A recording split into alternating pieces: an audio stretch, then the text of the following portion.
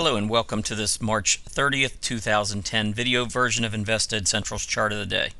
I'm Tom Boley, Invested Central's Chief Market Strategist, and it's my pleasure to provide you with today's Chart of the Day. This Chart of the Day is brought to you by stochastics.com, simply the web's best financial charts. Well, today we are featuring New Park Resources, ticker symbol NR. This is about a $430 million basic materials company. Technically, there's some pretty interesting things going on here. You can see that back in early January, as the market topped, we also put in a top on NR, got up to about the $4.60 level. You can see on this move up from early December, we had some very nice volume days on the move up. Came back down on much lighter volume, generally speaking. Even this move here below the 50-day moving average. We did go back below the 50-day, but it was on light volume, number one. Number two, it never took out this prior price resistance, which then became support on this breakout in mid-December. You can see we broke out here above $3.55.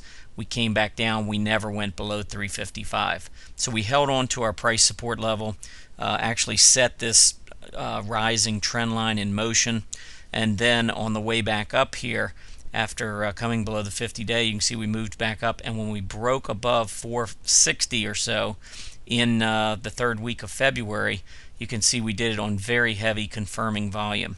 So we did get a nice confirming breakout, continued moving higher, really put in a double top up here around the 580 area, and you can see the MACD here had rolled over as we were trying to put in new highs. That just indicated that the momentum was really beginning to slow. We did the same thing back here in December and January, by the way.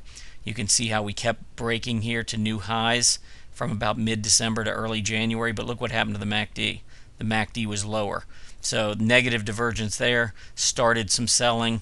Here we had not really much of a negative divergence because it's more equal highs than anything, but you can see the MACD definitely was weakening and rolling over, and now we're seeing this movement back down here over the last few weeks. Now we've fallen from about 580 to Monday's low, which was 477. So that's about a 17% fall or so. Pretty significant move to the downside. There's potentially a little bit more room to go. We did test the 50-day moving average, but you can see right here that this prior price resistance at 460 on this breakout now becomes the key support. And take a look here when you connect these lows, where this trend line comes in, also right at 460.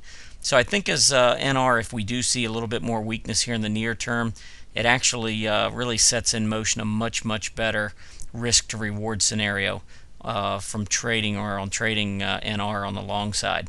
So from the current price 485 down to 460, I think this entire area right in here is a pretty decent buy opportunity with a fairly tight stop. If you close back below, say, 450, you might give it down to 445 right in here, 440 to at least give it the gap support area.